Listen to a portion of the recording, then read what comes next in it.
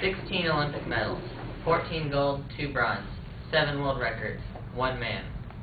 The one man that can proudly proclaim these numbers is Michael Phelps, the great Olympic athlete. I myself am a swimmer, and am amazed at how a human being can glide through the water with such precision and speed.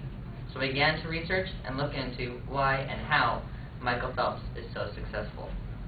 I'm sure that most of you know that Michael Phelps won 8 gold medals at this summer's Olympics in Beijing. He and many others represented us at the world venues like this, so I decided to take a closer look at one athlete in particular. I wish I could go into all of them, but I only have 8 minutes. Today I will be sharing with you the secrets of Michael Phelps' swimming success through his diet, training, swimsuit, and physique. Think of what you had to eat yesterday. Maybe a bowl of cereal for breakfast, a Big Mac for lunch, and a cup of noodles for dinner. Of course, with light snackage and drinks mixed in throughout the day. That probably is about 2,500 calories, give or take some. Now take that and times it by 6. According to Fox News, Phelps eats about 12,000 calories a day while in training. Phelps can eat this many calories a day and still have his perfect, in-shape body because he is burning at least that many calories during training. This diet is not suggested for everyday people who do little or no exercise. Trust me, your body will not look like Michael Phelps. As I said, his extremely large diet is because of his intensive training. Phelps began swimming at 7 years old and teamed up with his coach, Bob Bowman, at age 12. At age 15, Phelps made the U.S. team as a runner-up in the 200-meter butterfly. For the Beijing Olympics, Phelps was reported to be swimming 49.7 miles a week. That's about 8 miles a day for a 6-day training week. This may seem like a whole lot of miles, because it is, but that's what it takes to win gold medals. Yes, Michael Phelps trains for ridiculous hours and swims numerous miles. However, when it comes down to the starting line, the most important piece of equipment all swimmers need is a swimsuit. Racers in the 2008 Olympics used a highly controversial suit made by Speedo. This suit is called Laser. And here is what this swimsuit looks like. This swimsuit is made of water-repellent fabric and slick polyurethane panels. And it covers the whole body, which allows for more aerodynamics through the water, allowing the water just to glide over, the swimmer to just glide through the water without any resistance from their body. Okay. It says, swimmers report that says they have this feeling of going through the water like a rocket, as they should, since NASA helped them engineer the suit. The suit is not only key to Michael Phelps' success, but many other swimmers' record-breaking times. Combined with his intense diet and training schedule and swimsuit, Michael Phelps' body was built for swimming. I know this may sound a little cheesy, but let me explain. According to the Detroit News, Michael Phelps' tall and lean body combined with long arms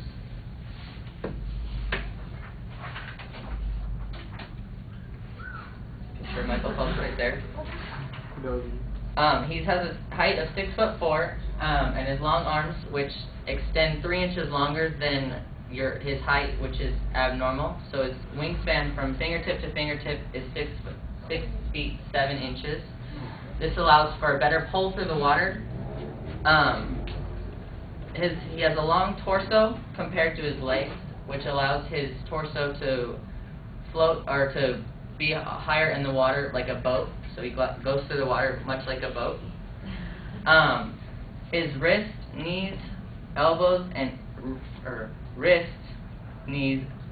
ankles sorry about that, are hyperflexible, which means they bend a lot farther than they should. And his size 14 foot causes Michael Phelps to have human flippers, basically, and a killer dolphin. This is Michael Phelps and some other of the U.S. Team Olympic athletes wearing this controversial swimsuit. Yeah.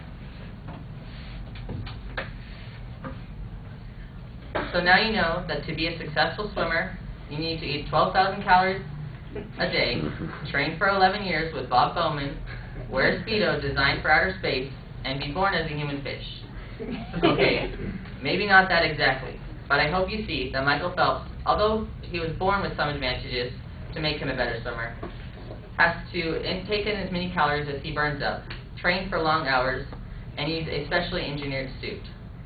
So now that you know the secrets, maybe you too can wear 14 gold medals around your neck.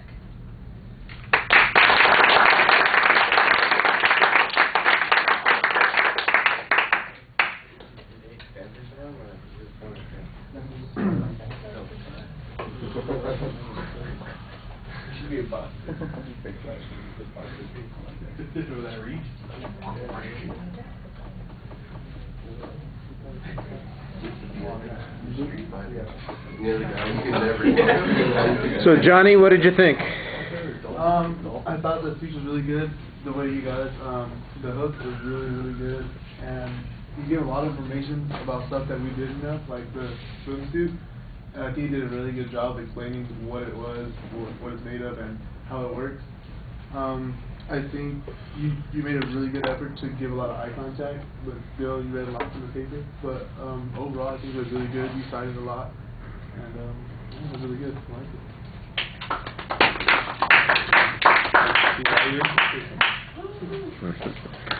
All right. Everybody likes the student evaluation so much more than mine. Nobody applauds at the end of my evaluations. I don't understand. Yeah, I like the opening. I thought it worked really well. You've included a lot of humor in the presentation. It's planned and it's thoughtful, and so it shows that you had an interest in kind of connecting with the audience.